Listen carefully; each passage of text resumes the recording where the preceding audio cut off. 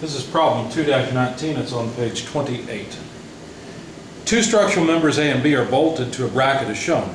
Knowing that both members are in compression and that the force is 10 kilonewtons in member A and 15 kilonewtons in member B, determined by trigonometry the magnitude and direction of the resultant of the forces applied to the bracket by members A and B.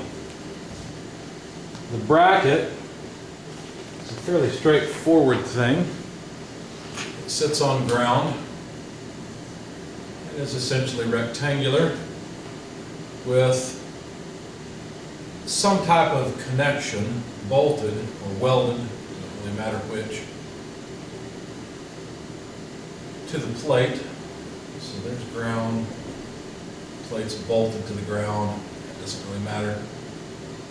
And there's a, despite my drawing, there is a 40-degree angle for connection A, and this is where our, leave myself enough room, 10 kilonewton force is applied at A.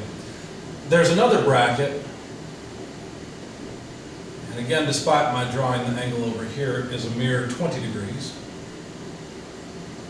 And these forces pass through the same point on the bracket. There's a 15 kilonewton force here as described. So we're supposed to find the resultant of A and B. So here's A and there's B. We're supposed to use trigonometry to do it. Well, what do we know from trigonometry? Well, we know that if we add these two vectors together, let's see, the 15 kilonewton, make that something like that, for 1, 2, 3 units of 5 apiece. And our best estimate of 20 degrees is probably more like 30, but there we go. So here's our 15 kilonewton force, plus our 10 kilonewton force. Well, let's see, let's put it here. It's at a 40-degree angle, so not like that, maybe a little steeper angle. I'll try to make consistent size. So 10 kilonewtons. Essentially what we have is a triangle, right? We've got, the resultant would just be the sum of these two. Now what angle will it be at? I don't know, maybe it should be back this way, maybe it should be forward. Maybe it's vertical, I don't know. But here's A and here's B. Now there are angles related to the sides. For example, we're interested in the resultant, so let me call the angle opposite the resultant side, let me call that theta. The upper angle I will call beta because it is related to side B, and the angle opposite side A I will call alpha. Now it's pretty obvious that the angle between B and A can be calculated. It's pretty simple, right? Because that angle has to be 40 degrees plus 20 degrees, so that's a 60-degree angle. Well, why would I care about that? Well, what that means is theta, which this would be 180 degrees, theta is 180 degrees less than 60 degrees. See, because from here to here is 180, theta is only part of that, and this outside angle is just 60 degrees. So this is just 120 degrees. Now to get the magnitude of the resultant R, I use the law of cosines. R squared equals A squared plus B squared minus 2AB cosine of the angle opposite R, that is theta.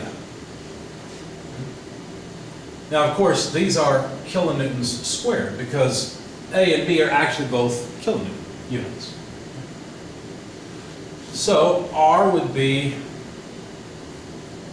the square root of A squared, 10 squared, plus B squared, well B is 15 squared, minus 2 times A, 10, B, 15, cosine of 120 degrees.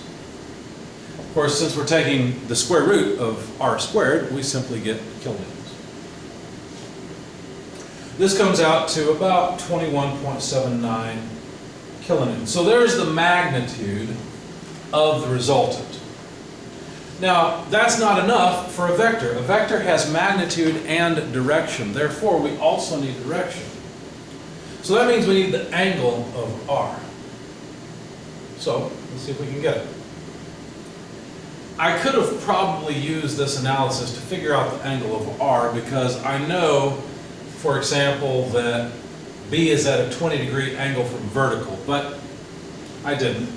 Instead, I used the law of sines. Maybe I could, maybe I couldn't. I don't know. I didn't try. Sine beta over B equals sine alpha over A equals sine theta over R. You see how the angle and the side are associated with one another. If what I want is alpha, what is alpha? Well, alpha is this interior angle down here. If what I want is alpha, then I'll use this bit.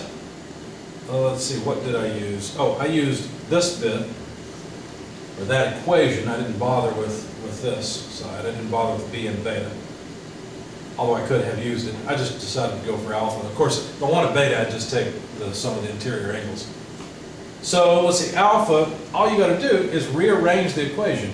You need A over R sine theta, moving A to the other side, and then inverse sine of all that. So the inverse sine of, let's see, A is 10 kilonewtons, R is 21.79 kilonewtons, sine of 120 degrees. When you plug all that into your calculator, you find that the angle alpha is about 23.41 degrees. So now to find the angle of R,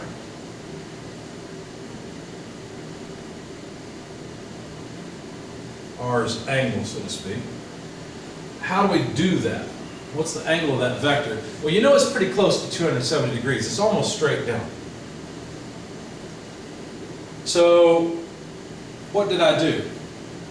Well, I said, okay, I know that B, by comparison to 270, because 270 would be straight down this way, right? So vertically downward. I know if I go over 20 degrees, well, that's 270 minus 20 degrees, right? Now I'm at the angle that B is. And if I know the angle B is at, then all I have to do is go by alpha to get R. So go back. So notice what I did. I went from vertical counterclockwise, so I subtracted, and now I'm going to go clockwise. Wait a second. No, clockwise. Now I'm going to go counterclockwise by alpha. So plus 20, not 20, but 23.41. All of these are degrees. And so that angle is 273.41 degrees, if you want that many decimal places.